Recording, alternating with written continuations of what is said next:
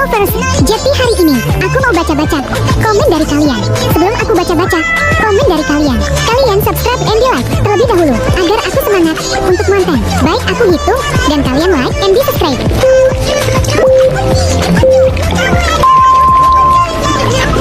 Sudah, oke terima kasih.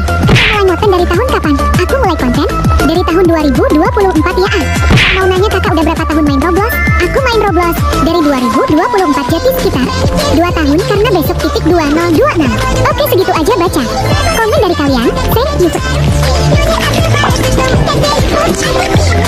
you.